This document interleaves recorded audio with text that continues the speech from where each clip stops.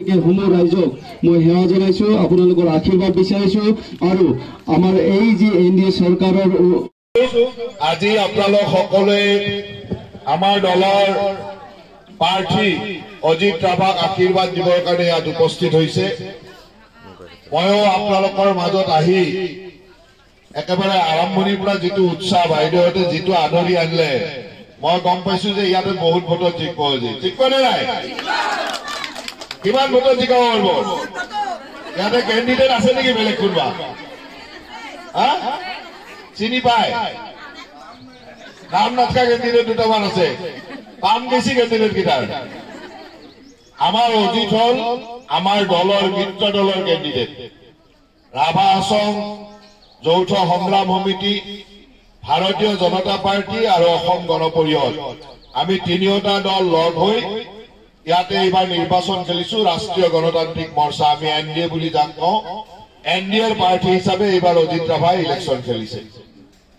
আৰু আপোনালোকে জানে যে যিবিলাক মানুহৰ কাম নাই, জিকাৰ কোনো সম্ভাৱনা নাই, ইণ্ডিপেণ্ডেণ্ট মানুহ, কংগ্ৰেছ দল, এইবিলাকৰ ক'ৰবাত আজিৰ তাৰিখত কিবা ভেলু আছে নেকি?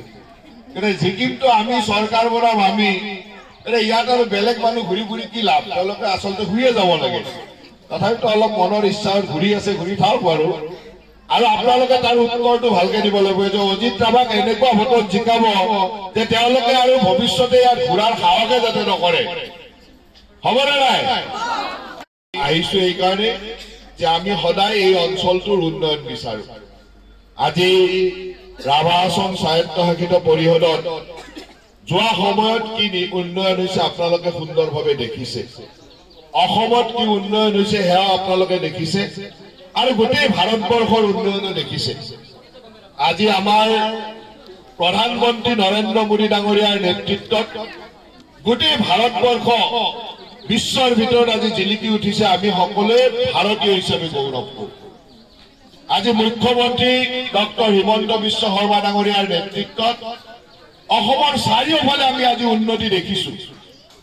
আৰু ইয়াতো আমি টংকেশ্বৰ ৰাভা ডাঙৰীয়াৰ নেতৃত্বত সেই একে উন্নয়নৰ জোৱাৰ আমি চলাই ৰাখিব বিচাৰো।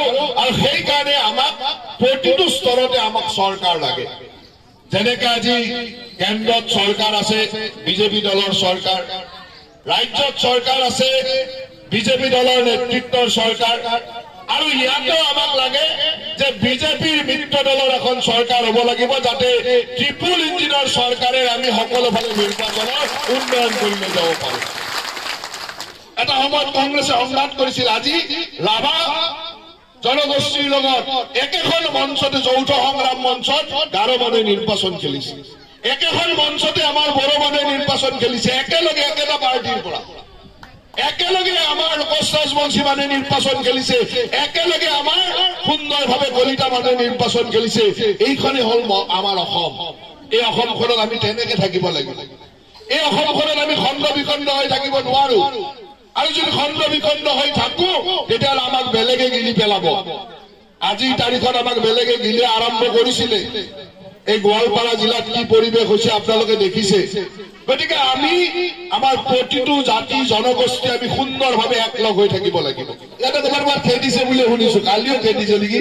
মোক কালি কোনোবাই কৈছে যে তেওঁ খেদিছে। ৰাইজেতো খেদিবই এনেকুৱা মানুহ। গতিকে সেই মানুহবিলাকক উত্তৰ দিব লাগিব। কংগ্ৰেছতো মানুহে বিচাৰি পোৱা নাছিল বোলে, এটা সৰু ল'ৰা ধৰি আনিছে বুলি কৈছে। বিচাৰিয়ে পোৱা নাই, বহুত দিন ধৰি বিচাৰি আছিল।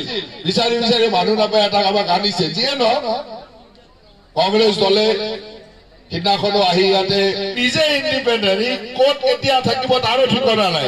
গতিকে সেই মানুহেতো উন্নয়ন কৰিব নোৱাৰে। উন্নয়ন কোনে কৰিব পাৰে? যাৰ ওচৰত চৰকাৰ থাকে। নিৰ্দলীয় মানুহেতো চৰকাৰ বনাব নোৱাৰে। চৰকাৰ কোনে বনাব? ভাৰতীয় জনতা পাৰ্টিৰ নেতৃত্বত ৰাভা আছামত মিত্ৰ দলৰ চৰকাৰ। এই মিত্ৰ দলত যোন থাকিব তেওঁহে এই অঞ্চলৰ উন্নয়ন কৰিব পাৰিব। আৰু আমাৰ লক্ষ্য হ'ল অঞ্চলটোৰ উন্নয়ন। অঞ্চলত সকলো জাতি জনগোষ্ঠী সম্প্ৰদায় আমি যাতে মিলি সুন্দৰভাৱে থাকিব পাৰো। অসমখন হ'ল বিভিন্ন জাতি জনগোষ্ঠীৰ সমাহাৰ। আমি প্ৰত্যেক জাতি জনগোষ্ঠী ইটো সিটোক সন্মান কৰিব লাগিব। ইটো সিটোৰ মৰম চেনেহ কৰি আমি সুন্দৰভাৱে এখন অসমীয়া সমাজত আমি সুন্দৰভাৱে থাকিব লাগিব। কংগ্ৰেছ দল এনেকুৱা এটা দল আছিল যে আমাৰ মাজতে যুদ্ধ লগাই দিছিল।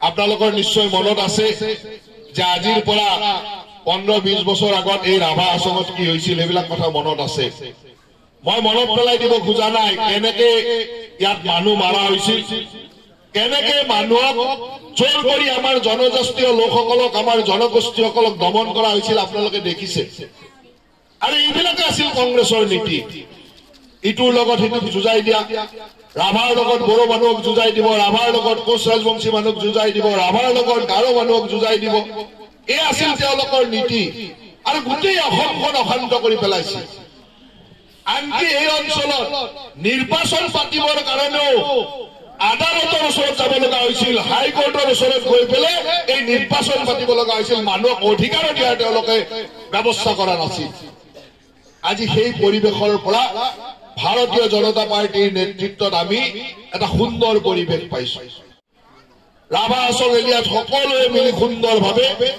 এই অঞ্চলটো আগবঢ়াই নিয়াৰ চেষ্টা কৰিছো আজি চাওক ৰাভা জনগোষ্ঠীৰ কাৰণে সদায় কাম কৰা টংকেশ্বৰ ৰাভাৰ নেতৃত্বত সুন্দৰভাৱে যেতিয়া আমি নিৰ্বাচন খেলিছো তেতিয়া যেনেকৈ অজিত ৰাভাও আছে কৰবাত কোনোবা বসুমতাৰীও আছে কৰবাত কোনোবা বৰ্মনো আছে কৰবাত কোনোবা চৰকাৰো আছে কৰবাত কোনোবা মবিনো আছে তাৰমানে কি নায়ে বাম গৈছে ভূপেন বৰাই এইবাৰ হাৰাৰ ৰেকৰ্ড আৰু এটা যোগ কৰিব গতিকে এইবিলাক পাৰ্টিৰ লগত ঘূৰি লাভ নাই সকলোৱে মিলি ভাৰতীয় জনতা পাৰ্টি মিত্ৰ দলৰ প্ৰাৰ্থী আমাৰ অজিত ৰাভা ডাঙৰীয়াক পদুম ফুলৰ চিনত ভোট দি বিপুল ভোটত বিজয়ী কৰক তাৰ কাৰণে আপোনালোকক আহ্বান জনাই মই মোৰ বক্তব্য সামৰি মাৰিছো ধন্যবাদ ভাৰত মাতা কি ভাৰত মাতা কি ভাৰত মাতা কি